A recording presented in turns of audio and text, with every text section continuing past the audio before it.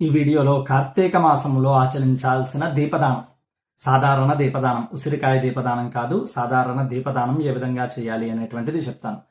ఈ విషయాన్ని అడిగింది కవిత గారు నరసారావుపేట నుంచి.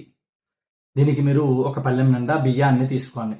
దానిలో మధ్యలో తమలపాకు ఉంచి వెండిది కానీ, ఇత్తడి కానీ, రాగిది కానీ, మట్టిదైనా సరే లేదా పిండితో చేసినటువంటి దీపాన్ని ఏర్పాటు చేసుకోండి. దానిలో 3 ఒత్తులు వేసి ఆవు నేతి చేత దీపాన్ని వెలిగించండి. వెలిగించిన తర్వాత దానికి గంధ పుష్పాక్షతలతో పూజ చేసి పుష్పము గంధము అవి ఉంచి పక్కన ఒక తాంబూలం ఉంచి దాంట్లో దక్షిణ ఉంచండి. ఈ పళ్ళెంతో సహితంగా, పళ్ళెం ఇవ్వాల్సిన పని లేదు, లేదంటే కనుక పళ్ళెం ఇచ్చినా కూడా దోషం లేదు, పళ్ళెంతో సహితంగా తీసుకుని ఆ పురోహితుడి దగ్గరికి వెళ్ళి నేను ఇప్పుడు చెప్తున్నటువంటి శ్లోకాన్ని చెప్పుకుని ఆయన చేతిలో ఉంచండి. ఈ శ్లోకాన్ని స్క్రీన్ షాట్ తీసి దగ్గర ఉంచుకోండి. సర్వజ్ఞానప్రదం